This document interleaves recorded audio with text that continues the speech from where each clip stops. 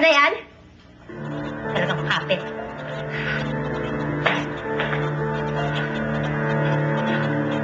Alam siya mapalayas dito. Pero kung lumayas siya, Natalia, paano natin siya mapapatay? Tama ka nga, ate. Kailangan niya manatili dito para mailigpit natin siya na maayos.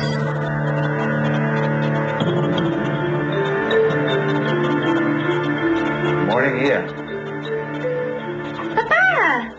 Papa, good morning! Papa, di ba meron po tayong party mamaya? Kulang po kasi tayo sa mga maninilbihan eh. Di tatawagan ko sekretary ko para magdagdag pa ng waiters for tonight's party. Papa, huwag na po. Gastos lang yun eh. Marami man tayong katulong dito sa bahay. Katulad ni Belia. Akala ko matakot ka sa kanya. Kaya hindi ko siya pinayagang magsilbi mamaya. Para hindi siya makalapit sa'yo. Papa, naawa lang ako sa kanya eh. Tsaka kay Crisita. Di ba po, lahat naman tayo pwede magbago. Gusto ko lang po sana siya bigyan ng isa pang pagkakataon. Napakabay talaga ng anak ko.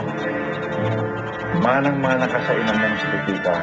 Maawain at maintindihin. Sige, wala problema. Thank you po.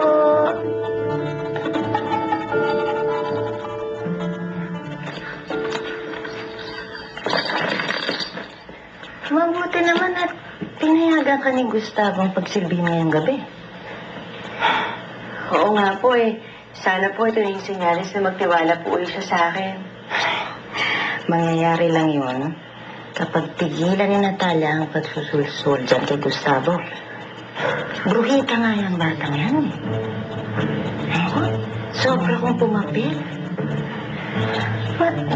Ito mga party nga to, punong abala. Madali yung mababati naman ni Gustavo. Ako nag-aayos, walang problema.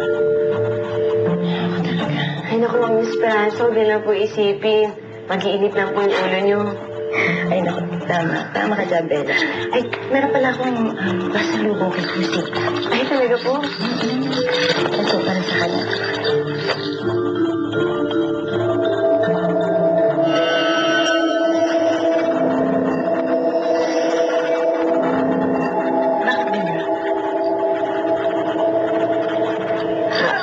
Wala po. May naalala lang po ko, pero medyo malabo po sa isip ko eh. Huwag niyo lang po ako intindihin. Salamat po dito. Magugustuhan ni Crisita yan. Alis na muna ako. Magbibis pa ako. Sige po.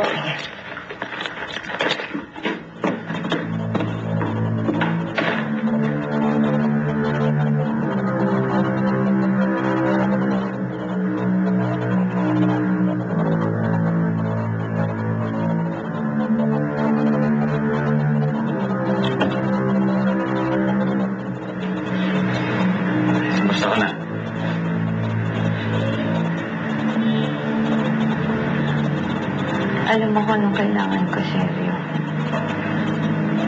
Pero ayaw mong ibigay sa akin. Look, I'm sorry.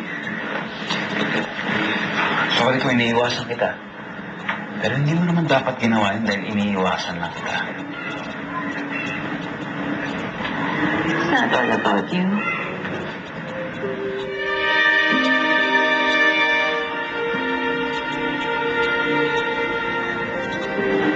Alam mo bang unila na ako, Sergio? Ang mga magulang ko. Walang ginawa kundi mag-travel.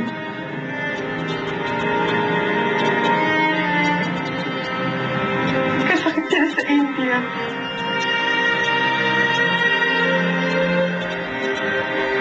Umuwi ng malalamig na bangkal.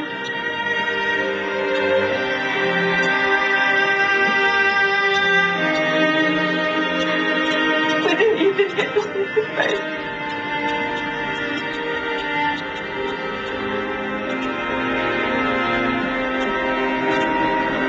At ang ex-husband ko,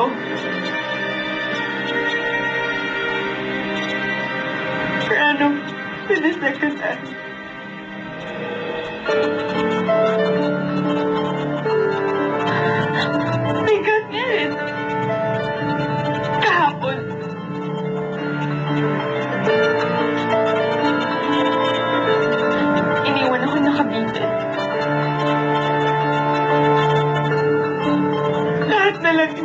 ako.